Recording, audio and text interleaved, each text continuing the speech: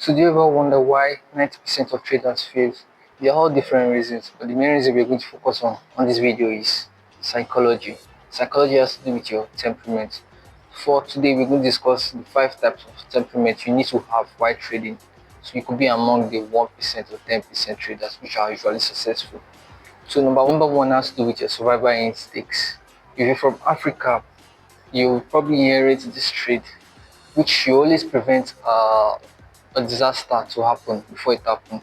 So if you're taking a trade, once you see it goes below your position which you've taken and it doesn't hit your stop loss, you like to close the trade. Why? Because of your survival instincts. In a trading environment, you need to allow risk. You need to take the risk. You need to be bought by the market.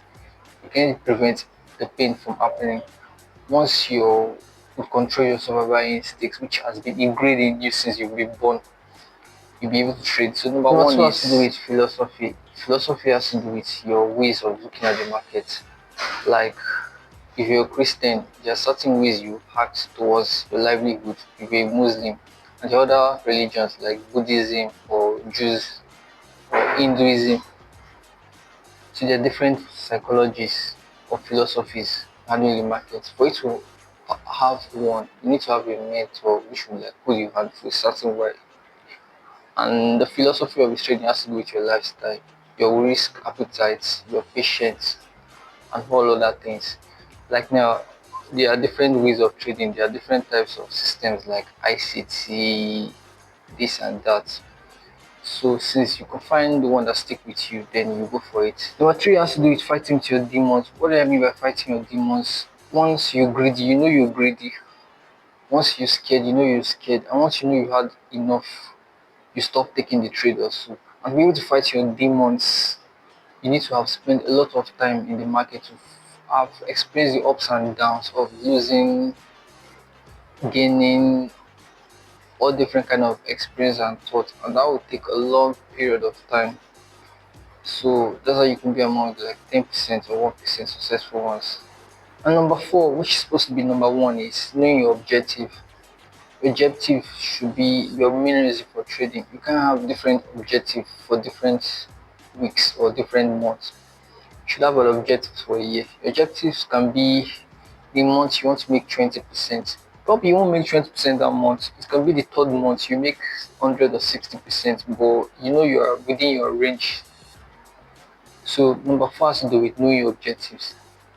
And your objectives has to do with you knowing your expenses, your needs and everything. You calculated it before you take a trade or so.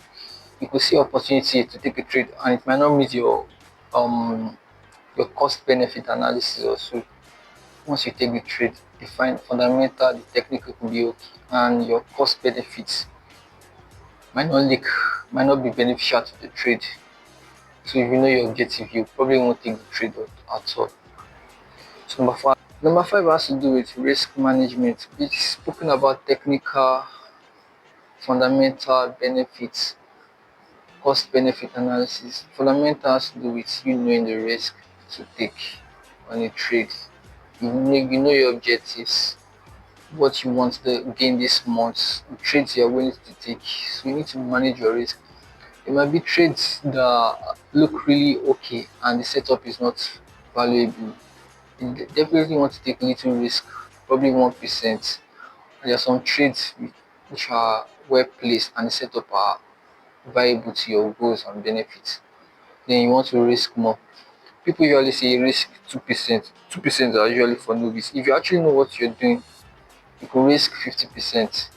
It's very risky, but you know what you're doing. When I say 50%, the trade might hold for like 3 months and you might not see any better trade than that one. So it's advisable to risk 50% and it could be on a larger time frame. So you need to know how to manage your risk. And for managing your risk has to be a lot of confidence and experience. So those are the 5 traits you need to have.